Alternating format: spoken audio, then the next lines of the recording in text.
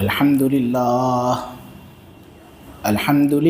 نحمده ونستعينه ونستغفره ونؤمن به ونتوكل عليه ونعوذ بالله من شرور أنفسنا ومن سيئات أعمالنا من يهده الله فلا مضل له ومن يضلله فلا هادي له ونشهد أن لا إله إلا الله وحده لا شريك له ونشهد أن سيدنا ومولانا وحبيبنا محمدا عبده ورسوله الحمد لله وكفى والصلاة والسلام على رسوله المصطفى وعلى عباده الذين ارتضى ومن بهداهم اهتدى وبآثار أهل المدينة اكتفى أعوذ بالله من الشيطان الرجيم بسم الله الرحمن الرحيم هل أتى على الإنسان حين من الدهر لم يكن شيئا مذكورا إنا خلقنا الإنسان من نطفة أمشاج نبتليه فجعلناه سميعا بصيرا إنا هديناه السبيل إما شاكرا وإما كفورا إنا أعتدنا للكافرين سلاسل وأغلالا وسعيرا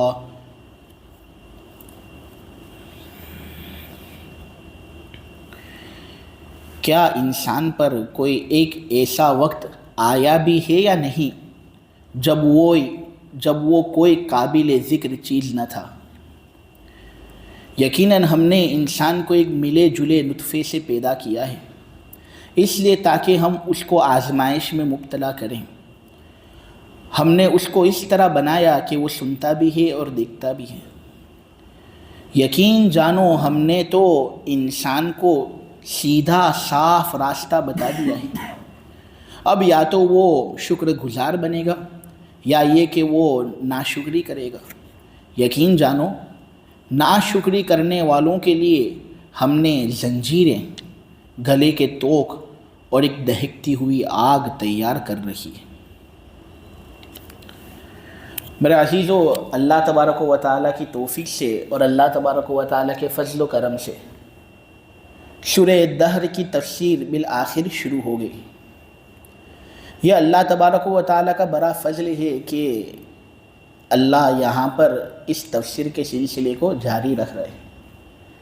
میرے عزیزو، قرآن کے چند حقوق ہیں، ان میں سے ایک بڑا حق یہ ہے کہ آدمی قرآن کو سمجھے، اور قرآن کو آدمی اسی وقت سمجھ سکتا ہے جب تفسیر کا سلسلہ محلوں کے اندر جاری اور ساری ہو۔ اسی لیے ہمیں ہمارے بڑوں کی طرف سے حکم دیا گیا ہے کہ اپنی اپنی جگہوں پر اس سلسلے کو شروع کرو۔ میرے عزیزو، جس گھر کے اندر تفسیر ہوتی ہے نا اور قرآن کا درس جس گھر کے اندر ہوتا ہے، نبی کریم صلی اللہ علیہ وسلم کے الفاظ ہیں کہ اس گھر کو فرشتے اپنے پروں کے ذریعے سے ڈھانپ لیتے ہیں، اور وہاں پر جو اس درس کے اندر ہوتے ہیں اور اپنے وقت قربان کرتے ہیں، اللہ تبارک و تعالیٰ ان پر سکینت نازل فرماتے ہیں، رحمت کے ذریعے سے ان کو ڈھانپ لیتا ہے، اور اللہ ایسے لوگوں کا تذکرہ اپنے اونچے اونچے فرشتوں کے پاس کرتے ہیں اور ذکر خیر کرتے ہیں ان کا۔ تو یہ فضیلت ہے اس کی۔ سورہ دہر کے اندر میرے عزیزو 2 رکوع ہیں، آیتوں کی تعداد ہے اس کے اندر 31۔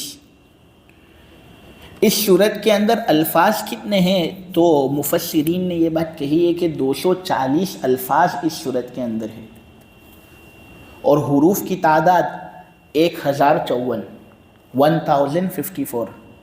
یہ تو میرے پروردگار کا احسان ہے اور اس کا فضل و کرم ہے کہ ہر حرف پر اللہ تبارک و تعالی 10 اجر کم سے کم دے دے۔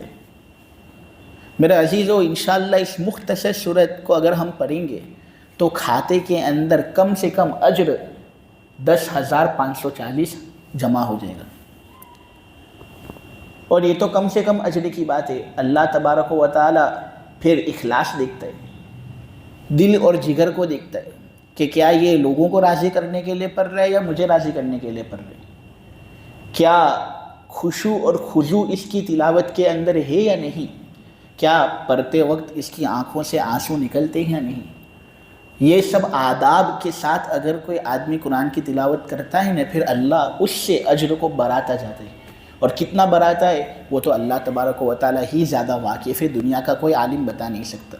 کیوں؟ کیونکہ اللہ تبارک و تعالی کے خزانوں کی انتہا نہیں، وہ جب دینا چاہتا ہے تو بہت زیادہ دے دیتا ہے، اور وہ تو نقطہ نواز ہے۔ ہم تو اللہ تبارک و تعالی سے اسی بات کا سوال کرتے ہیں کہ وہ ہمیں زیادہ سے زیادہ اجر دے، ہمارے اجر کو 10,540 پر بھی مقید نہ کرے، بلکہ بہت زیادہ دے، نہ دے کہ ہم اس کو شمار بھی نہ کر سکیں۔ میرے عزیزو، یہ صورت مکی ہے یا مدنی ہے تو اس کے اندر علماء کا بہت اختلاف ہوا ہے۔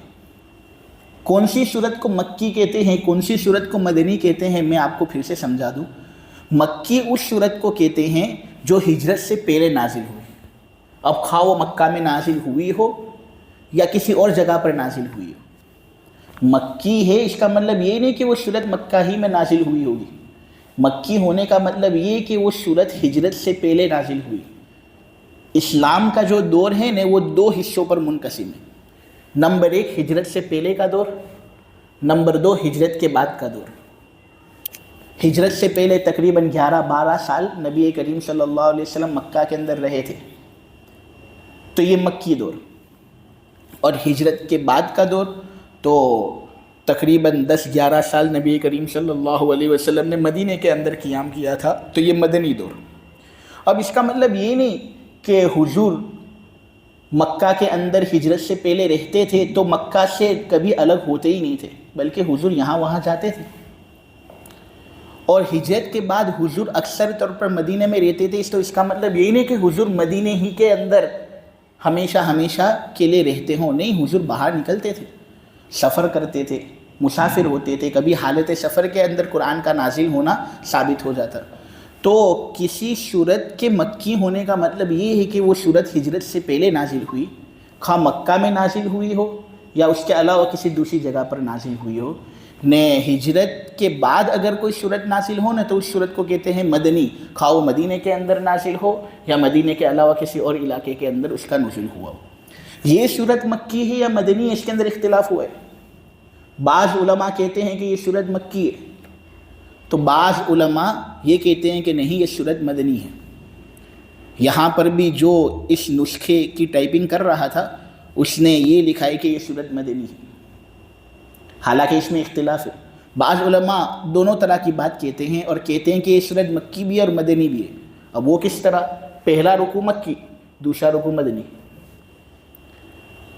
لیکن میرے عزیزو، اس صورت میں جو سب سے زیادہ صحیح قول اور جو دل قبول کرتا ہے وہ قول ہے جس کو مولانا صوفی عبدالحمید سواتی نے معالم العرفان کے اندر لکھا ہے۔ انہوں نے کہا ہے کہ سب سے زیادہ صحیح قول یہ ہے کہ یہ صورت مکی ہے، مدنی نہیں، ہجرت سے پہلے اس صورت کا نزول ہوا ہے۔ سورہ قیامہ اس سے پہلے آپ لوگوں کے سامنے بیان ہوئی، اس کا جو مضمون تھا نا، تقریباً سورہ دہر کا مضمون اسی طرح کا ہے۔ جس طرح سورہ قیامہ کے اندر قیامت کا تذکرہ تھا، تو سورہ دہر کے اندر بھی قیامت کے جو آخری احوال ہیں نا اس کا تذکرہ ہے۔ جنت کے اندر داخلہ، جہنم کے اندر داخلہ، یہ سب بیان کیا گیا ہے اس میں۔ تو جس طرح سورہ قیامہ کے اندر قیامت کا تذکرہ ہے نا، تو اسی طرح سورہ دہر کے اندر بھی قیامت کے جو آخری مرحلے ہیں ان کا تذکرہ ہے۔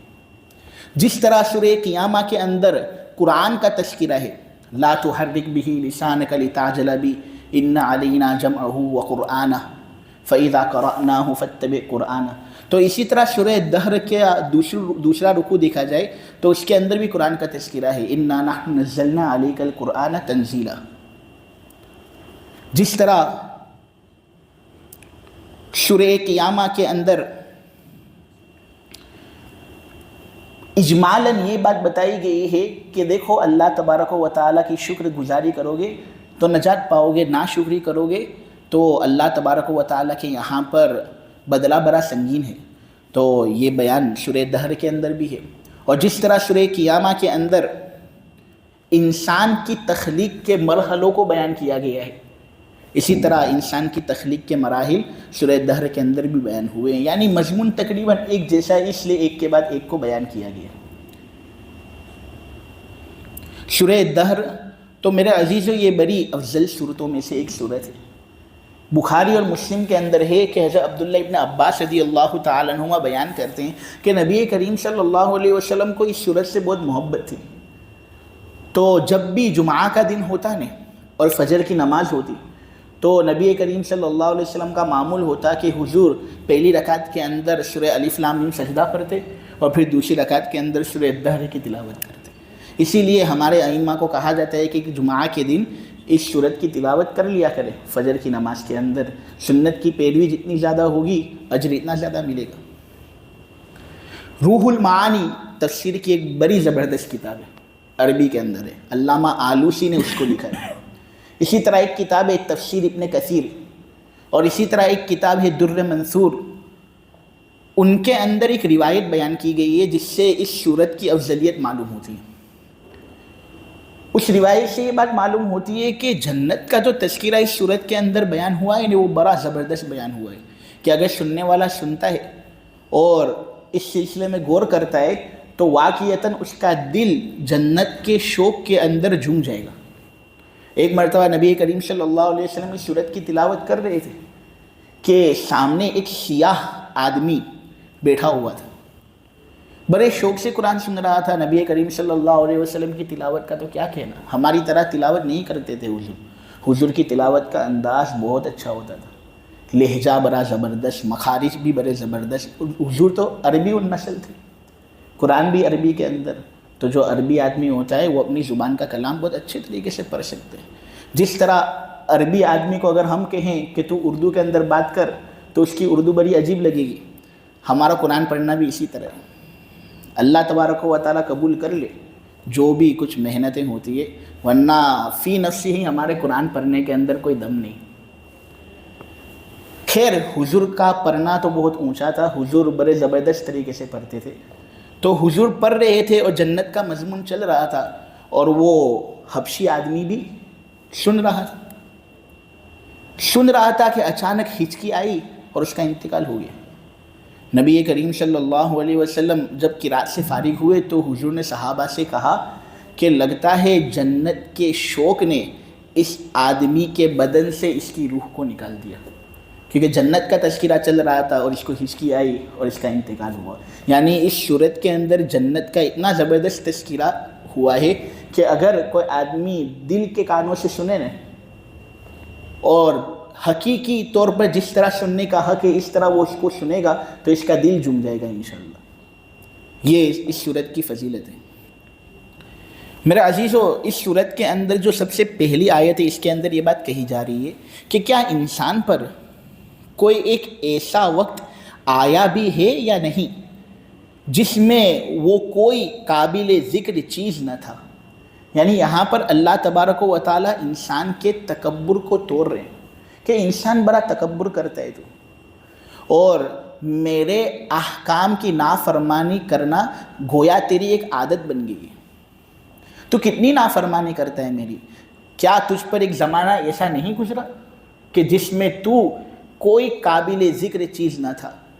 تو منی کا ایک نطفہ تھا، وہ منی کا نطفہ اتنا حقیر اتنا حقیر اتنا حقیر کہ شرمگاہ سے نکلتا ہے، شرمگاہ میں جاتا ہے، شرمگاہ سے نکلتا ہے، شرمگاہ میں جاتا ہے، پھر کچھ مدت تک شرمگاہ میں رہ کر واپس شرمگاہ سے نکلتا ہے اور پھر روتا ہے، بات بھی ڈھنگ سے کر نہیں سکتا۔ کوئی چیز اس کو اگر چاہتی ہو تو اس صورت میں وہ روئے گا، ٹھیک سے بات بھی نہیں کر سکتا۔ اس کو کسی جگہ جانا ہو تو روئے گا، وہ چل بھی نہیں سکتا۔ ماں باپ پر ڈیپینڈنٹ ہر اعتبار سے۔ تو ایک ایسی چیز تھی जिसको आदमी हकीर अंदाज में भी जिक्र नहीं करता, यानी हकीर की भी इंतहा तेरी हकारत के अंदर थी, लेकिन आज तू अहकाम की नाफरमानी कर रहा है तो मेरे अहकाम की नाफरमानी कर रहा है। और आज जब तू जवान हुआ और तेरे बाजुओं के अंदर कुछ कुव्वत आई तो तू नाफरमानी कर रहा है तो मेरे अहकाम की नाफरमानी कर रहा है। तुझ पर अफसोस है तुझ पर तुफ। अल्लाह तबारक व तआला ने यहाँ पर मेरे अजीज़ो हल का लफ्ज़ इस्तेमाल किया। हल अरबी ज़ुबान में पूछने के लिए इस्तेमाल होता है, यानी अरबी ज़ुबान के अंदर अगर कहना हो ने क्या तो उसके लिए आता है हल। अब यहाँ पर अल्लाह तबारक व तआला तो तमाम चीज़ों को जानते हैं ना, अल्लाह को पूछने की ज़रूरत नहीं। नामालूम शे की हकीकत को तलब करने के लिए पूछना होता है। कोई चीज़ मालूम नहीं होती तो उसकी हकीकत क्या है उसको पूछने के लिए आदमी पूछता है सवाल। अल्लाह तो अलीमुम बिज़ाति सुदूर है, तमाम चीज़ों का इल्म अल्लाह तबारक व तआला के पास है, कोई चीज़ अल्लाह के इल्म से मख्फी नहीं। तो यहाँ पर अल्लाह हल का लफ्ज़ इस्तेमाल क्यों कर रहे हैं?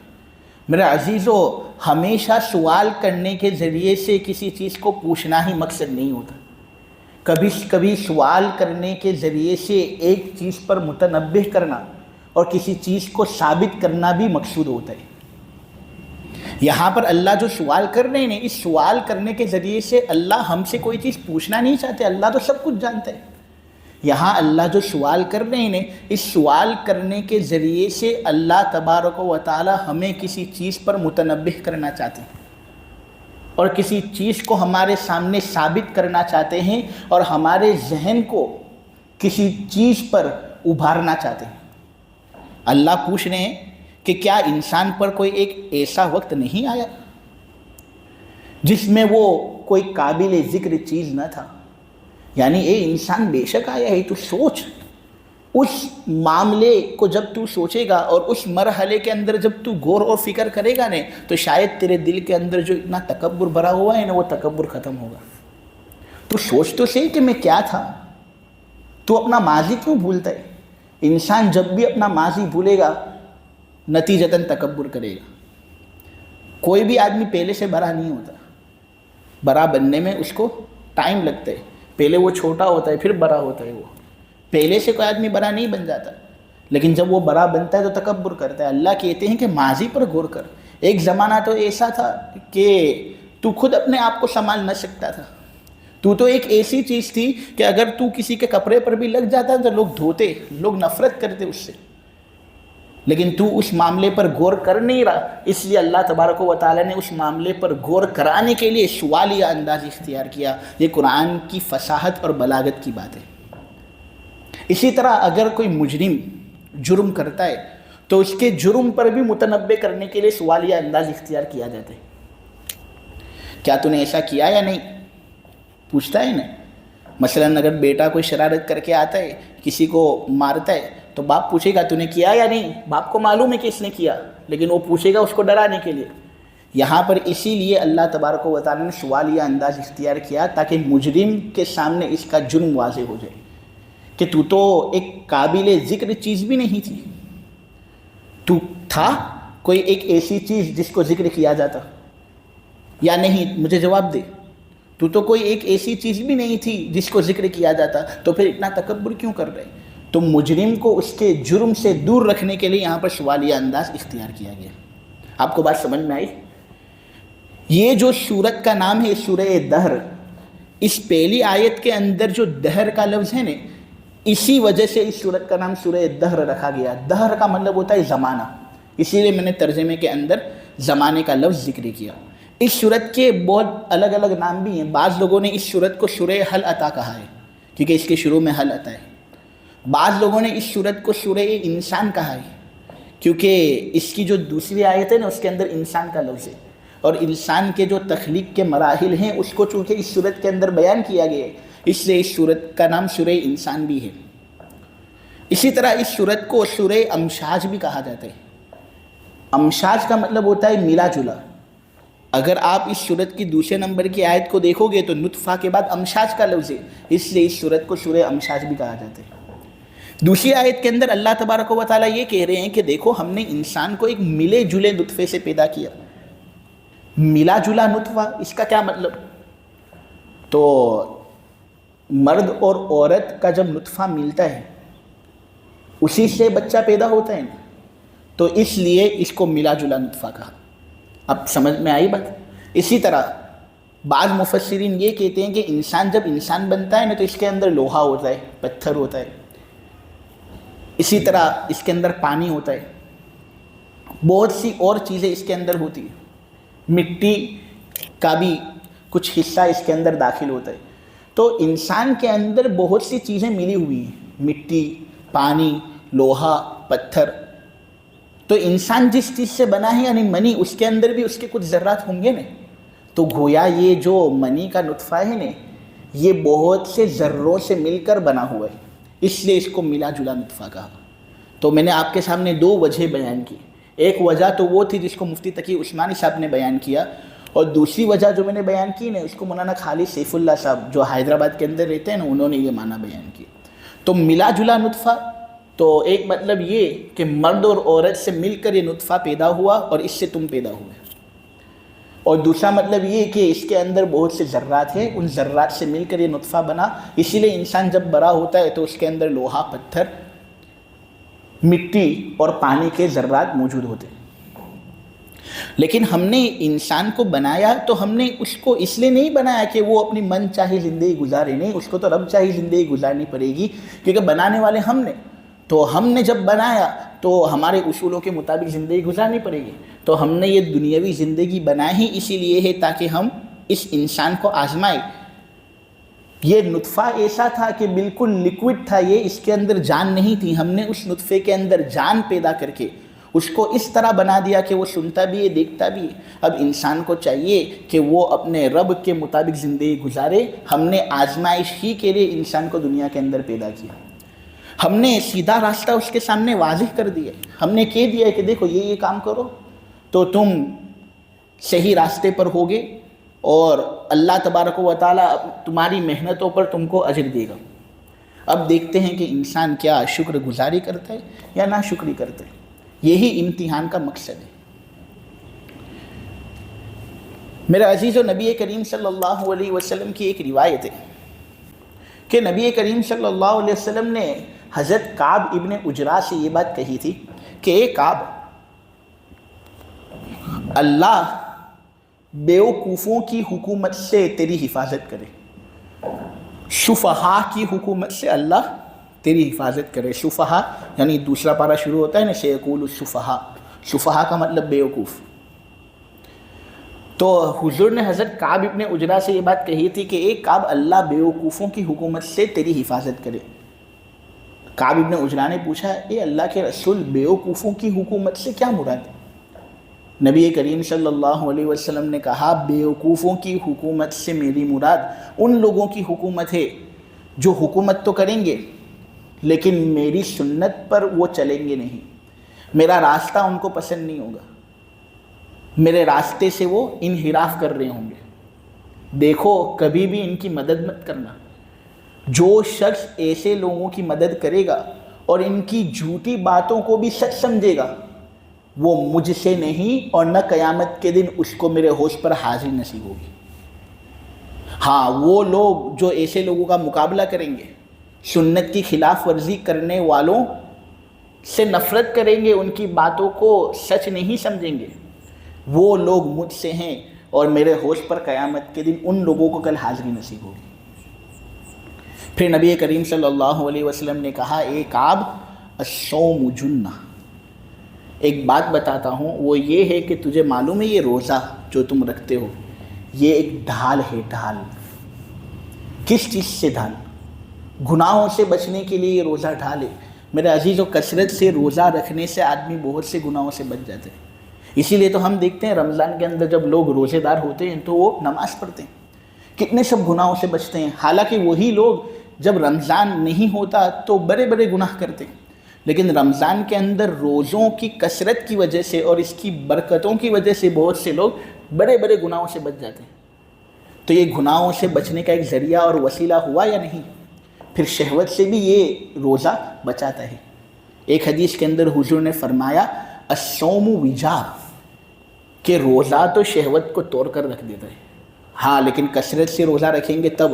اگر 1-2 روزے رکھے، 1 ہفتے 2 ہفتے 3 ہفتے روزے رکھے تو ہو سکتا ہے شہوت کے اندر اضافہ ہو. ہاں مسلسل روزے کی عادت ہو نا، یعنی 1 مہینہ 2 مہینہ 3 مہینے تک مسلسل اگر ہم روزے رکھیں تو پھر شہوت کے اندر یہ حملہ کرتے ہیں. پھر آدمی کی طبیعت کے اندر انقباض آتے ہیں، اس کو کسی کام کا جی نہیں لگتا، تو شہوت کے اندر بھی آدمی بڑا کمزور ہو جاتا ہے. تو الصوم جنہ، روزہ جو ہے نا وہ ڈھال ہے، ڈھال. جس طرح ایک ڈھال کے ذریعے سے آدمی دشمنوں کے حملوں سے بچ جاتا ہے، اسی طرح یہ روزہ جو ہے نا وہ شیطان کے حملوں سے بچاتا ہے. پھر حضور نے فرمایا وَالصَّدَقَةُ تُطْفِئُ الْخَطِیئَةَ كَمَا يُطْفِئُ الْمَاءُ النَّارَ. حضور نے فرمایا کہ ایک آپ صدقہ بڑی زبردست چیز ہے، گناہوں کو یہ اسی طرح مٹاتا ہے جس طرح پانی آگ کو مٹاتا ہے. آگ جل رہی ہو اور پانی اگر تم اس پر بہا دو تو 1 ہی سیکنڈ کے اندر پوری آگ جل جائے گی، جل جائے گی نا. صدقے کا معاملہ بھی ایسا ہی ہے، گناہوں کو وہ اسی طرح ختم کر کے رکھ دیتے ہیں. صدقہ تو بڑی زبردست چیز ہے میرے عزیز. و مسند احمد کے اندر نبی کریم صلی اللہ علیہ وسلم کی روایت ہے کہ اللہ نے جب پہاڑ بنائے نا، پہاڑ، تب فرشتوں نے پوچھا تھا کہ اے اللہ یہ بڑی مضبوط مخلوق ہے پہاڑ، اس سے زیادہ مضبوط تو ہمیں نہیں لگتا کوئی اور مخلوق ہوگی، کیا اس سے زیادہ مضبوط کوئی اور مخلوق ہے؟ تو اللہ نے کہا جی ہے نا، پہاڑ سے بھی مضبوط مخلوق ہے، وہ ہے لوہا. JCB کے ذریعے سے تم پہاڑ کا بھی کچمبر کر سکتے ہو. کرتے ہیں سعودی کے اندر، پورے پہاڑ اڑا دیتے ہیں لوہے کے ذریعے سے. تو لوہا پہاڑ سے زیادہ مضبوط. پھر فرشتوں نے پوچھا کہ اے اللہ کیا لوہے سے زیادہ مضبوط کوئی مخلوق ہے؟ اللہ نے فرمایا جی لوہے سے بھی مضبوط مخلوق ہے. وہ کیا؟ لوہے سے زیادہ مضبوط آگ. کہ جب آگ کو ایک سرٹن ڈگری پر تپایا جاتا ہے تو وہ لوہے کو بھی پگھلا کر رکھ دیتا ہے. تو وہ آگ لوہے سے زیادہ مضبوط ہوئی یا نہیں؟ فرشتوں نے پوچھا اے اللہ کیا آگ سے زیادہ مضبوط کوئی ہے مخلوق؟ تو اللہ نے کہا آگ سے زیادہ مضبوط پانی، کہ پانی کے ذریعے سے آگ کو بجھا دیا جاتا ہے. اور جب پانی طغیانی پر آتا ہے تو بڑی سی بڑی بلڈنگ بھی اس کا مقابلہ کر نہیں سکتی. یہ پانی کے اندر طاقت ہے. پھر پوچھا کہ اے اللہ پانی سے زیادہ مضبوط مخلوق؟ اللہ نے کہا پانی سے زیادہ مضبوط مخلوق ہوا. ہوا تو پانی کے اندر بھی موجوں کو یہاں وہاں کر دیتے. ہوا کے اندر جب طغیانی آتی ہے تو پھر وہ پانی کو بھی ایک طرف کر دیتے. یہ سب سے زیادہ مضبوط مخلوق. فرشتوں نے پوچھا ہوا سے زیادہ کوئی مضبوط چیز ہے؟ اللہ نے کہا ہوا سے بھی زیادہ مضبوط چیز ہے میرا غصہ، میرا غضب اتنا خطرناک ہے کہ ہوا کا بھی اس کے سامنے کوئی چانس نہیں ہے. اور ایک بات میں بتاؤں، میرے غصے کو ٹھنڈا کرنے والی چیز اور میرے غصے کو کھا جانے والی چیز کیا ہے معلوم ہے؟ ایمان والے کا سچے دل کا صدقہ. ایمان والا جب سچے دل سے صدقہ نکالے گا نہیں تو میرا غصہ فوراً بجھ جائے گا. اور میرے غصے سے زیادہ طاقتور چیز کیا ہے؟ معلوم ہوا کہ ایک صدقہ جو ایمان والا خلوص دل سے نکالتا ہے نا اس کے اندر بہت دم ہے. اس سے تو اللہ تبارک و تعالیٰ کا غصہ بجھتا ہے، تو اس کے اندر کتنی زیادہ خیر ہوگی. میرے عزیز و ابو ہریرہ کی روایت بخاری کے اندر ہے کہ وہ آدمی جو خرچ کرتا رہتا ہے اور پھر احسان نہیں جتلاتا، وہ دائیں ہاتھ کے ذریعے سے خرچ کرتا ہے اور اس طرح خرچ کرتا ہے کہ بائیں ہاتھ کو بھی معلوم نہیں کہ دائیں ہاتھ نے کتنا خرچ کیا. ایسا آدمی کل اللہ تبارک و تعالیٰ کے سائے کے اندر ہوگا، جس دن اللہ کے سائے کے علاوہ کوئی اور سایہ نہیں ہوگا. اس لیے صدقہ بڑی زبردست چیز ہے. تو حدیث بیان ہو رہی تھی، کعب ابن عجرہ کو نبی کریم صلی اللہ علیہ وسلم نصیحت کر رہے تھے. تو حضور نے حضرت کعب سے کہا اے کعب الصوم جنہ والصدقۃ تطفئ الخطیئہ کما یطفئ الماء النار. پھر نبی کریم صلی اللہ علیہ وسلم نے کہا والصلاۃ قربان، اور ایک روایت کے اندر ہے والصلاۃ برہان. مجمع الزوائد کے اندر ہے والصلاۃ قربان، اور کنز الامال کے اندر ہے والصلاۃ برہان. یعنی یہاں پر نبی کریم صلی اللہ علیہ وسلم کہہ رہے ہیں کہ ایک کعب نماز پڑھ لیا کرو. نماز کے ذریعے سے جتنا اللہ کا قرب حاصل ہوگا نا اتنا کسی اور چیز کے ذریعے سے تم اللہ کا قرب حاصل نہیں کر سکتے. یہ تو اللہ سے قریب کرنے والی ایک عبادت ہے. نیز نماز جتنی زیادہ ایمان پر دلیل ہے نہ اتنی زیادہ دلیل ایمان پر کوئی اور چیز نہیں. تم ایمان والے ہو काफिर लोगों को किस तरह पता चलेगा कि तुम ईमान वाले हो? मसलन तुम पेंट शर्ट पहन लिया तुमने, तुम फिर रहे हो बाजार के अंदर, तो काफिर लोग किस तरह पहचान सकेंगे कि तुम ईमान वाले हो? तुम नमाज पढ़ोगे, उस नमाज ही के ज़रिए से इम्तियाज़ हो सकेगा। तो इसलिए कहा वस्सलातु बुरहान। मेरे अजीज़ों, यहाँ पर ये बात मैंने इसलिए आप लोगों के सामने बयान की क्योंकि नबी करीम सल्लल्लाहु अलैहि वसल्लम ने ये जो सूरह दहर हमारे सामने पेश की है ना, इसके अंदर अल्लाह तबारक व तआला का कौल ये नकल किया गया है कि अल्लाह कह रहे कि हमने सीधे रास्ते को तुम्हारे सामने वाज़ेह कर दिया। ये सब सीधा रास्ता है। आदमी अगर इसकी मुआफ़क़त करता है तो फिर वो अल्लाह तबारक व तआला के उन बंदों के अंदर शामिल होता है जो शुक्रगुज़ार होते हैं। लेकिन अल्लाह के वो बंदे जो इस तरह अहकाम की नाफरमानी करते और नमाज, सदका, रोज़े वगैरह से मुनहरिफ होते हैं, तो फिर इस सूरत में ऐसे लोगों के लिए तो बड़ी ख़तरनाक वईद है। नाशुक्री करने वाले लोगों के लिए तो जंजीरें होंगी, गले के तोक होंगे और दहकती हुई आग होगी। अल्लाह हमारी हिफाजत करे।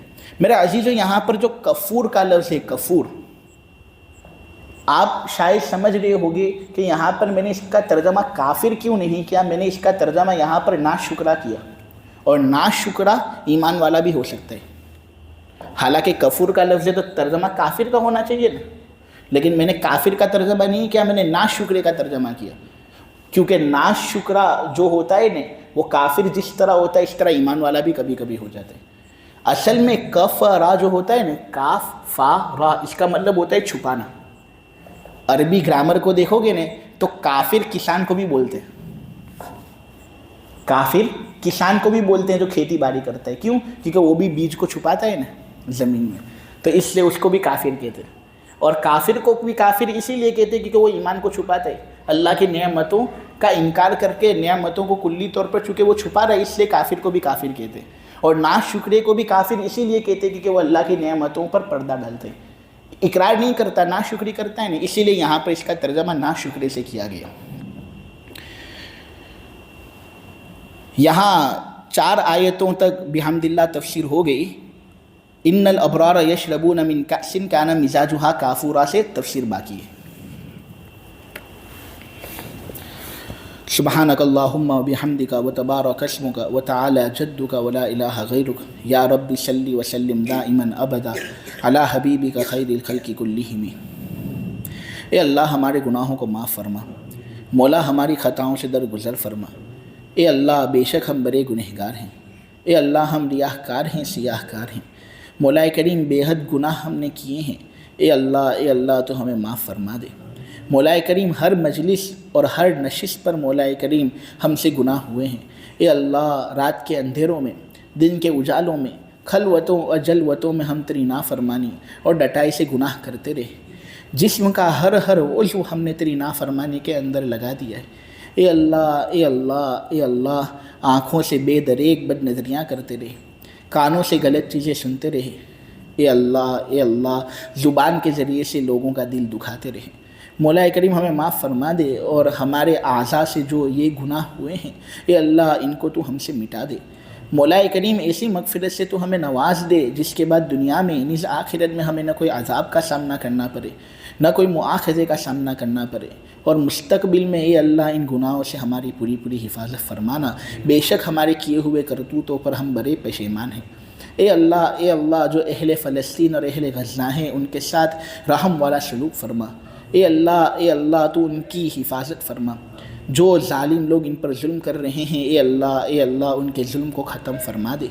ए अल्लाह, अगर इनके हक़ में हिदायत लिखी हुई है तो जल्द से जल्द हिदायत की दौलत से इन्हें माला माल कर। ए अल्लाह, लेकिन अगर इनके हक़ में हिदायत नहीं तो मौला करीम इनको सफ़े हस्ती से मिटा दे, नेस्त और नाबूद कर दे, बेख और बुन से इनको उखाड़ कर फेंक दे। ए अल्लाह, तेरे लिए कोई चीज़ मुश्किल नहीं। अहले सूडान मौला करीम भूख और प्यास के शिकार हैं। ए अल्लाह, ये भी हमारी तरह एक मखलूक है। मौला करीम, तो इन पर रहम फरमा और ए अल्लाह, असबाब खुर्द व नोश से इनको माला माल फरमा और खाने पीने की चीज़ें इनको भी अता कर दे। ए अल्लाह, जिस तरह हमारा दस्तरखान सजा हुआ रहता है, ए अल्लाह, इनका भी दस्तरखान इसी तरह सजा दे। मौला करीम, जहन्नम की आग से हमारी पूरी हिफाजत फरमा। ए अल्लाह, जंजीरों से हमारी पूरी हिफाजत फरमा। गले के तोक से ए अल्लाह, तो हमारी पूरी हिफाजत फरमा। ए अल्लाह, बेशक जहन्नम के अंदर जो दाखिल हो गया वो बड़ा रुस्वा साबित हुआ। اے اللہ اس بدترین ٹھکانے سے تو ہماری پوری پوری حفاظت فرما۔ مولا کریم جو لوگ جادو کے اندر پھنسے ہوئے ہیں، اے اللہ جادو کی وجہ سے دوچار ہو رہے ہیں، ان کی راتوں کی نیند ان پر حرام ہو گئی ہے، اے اللہ جادو کے ناپاک اثرات سے ان کو تو پاک اور صاف فرما دے، اے اللہ ان کو تو خوب نجات عطا فرما، اور مولا کریم ان کے حق میں خیر کے فیصلے فرما، شر کے فیصلے نہ فرما۔ شیطان اور جناتوں کی شرارتوں سے اے اللہ تو ہماری پوری پوری حفاظت فرما، جو لوگ اس مجلس کے اندر ہیں ان کی خصوصی حفاظت فرما، اور اے اللہ جو بیٹھنے والے بیٹھتے ہیں ان کی ہر جائز تمنائیں اور مرادوں کو پورا فرما، کرنے والا جو کرتا ہے اس کو بھی قبول فرما، اے اللہ رد مت کرنا، اگر تو رد کر دے گا تو یہ محنت بیکار ہو جائے گی، مولا کریم اس کو قبول فرما، ہم سے راضی ہو جا، تیری رضامندی سے بڑھ کر ہمارے لیے کوئی چیز نہیں۔ جو تراویح ہم نے پڑھی اے اللہ اس کو قبول فرما، ہمیں معلوم ہے کہ قرآن کا حق ہم ادا نہیں کر سکتے، ہم سے بہت غلطیاں ہوتی ہیں، اور اے اللہ پڑھنے کے اندر بھی ہم بڑے کوتاہ ثابت ہوتے ہیں، اے اللہ تو معاف فرما دے، اے اللہ ہم بھی انسان بشر ہیں، ہم سے غلطیاں ہو جاتی ہے، تو غلطیوں پر ہماری پکڑ مت کرنا، اور اے اللہ جو ٹوٹی پھوٹی عبادت ہم سے ہوتی ہے اس کو قبول فرما۔ مولا کریم رمضان کے مبارک راتیں یہاں پر چل رہی ہیں، اے اللہ تیرا کوئی نہ کوئی بندہ تو ایسا اس مجلس کے اندر ہوگا جس کی آہیں تیرے یہاں پر مقبول ہوتی ہوں، اے اللہ جس کا پکارنا تجھے پسند ہو، جس کو تو محبت کی نگاہ سے دیکھتا ہو، اے اللہ ہو سکے تو ہمیں وہ انسان بنا دے، مولا کریم اس آدمی کے صدقے اور طفیل میں تو ہماری مغفرت فرما دے، اے اللہ بے شک اگر مجمع کسی سخی کے در پر چلا جاتا ہے تو سخی مولا کریم رد کرنے میں شرم محسوس کرتا ہے، اے اللہ تو سخیوں کا سخی ہے، مولا کریم ہمیں تو رد مت کر، اے اللہ ہماری جھولی بھر دے اور تو اپنی طرف سے ہم پر خصوصی فضل فرما۔ تیرے نیک دانا بندوں نے جتنی خیر اور بھلائیوں کا تجھ سے سوال کیا وہ ہمیں اور پوری امت کو عطا فرما، جن شرور اور برائیوں سے پناہ مانگی ہے اے اللہ ان سے تو ہماری پوری پوری حفاظت فرما۔ وصلی اللہ تعالی علی خیر خلقہ محمد وعلی آلہ وصحبہ اجمعین برحمتک یا ارحم الراحمین۔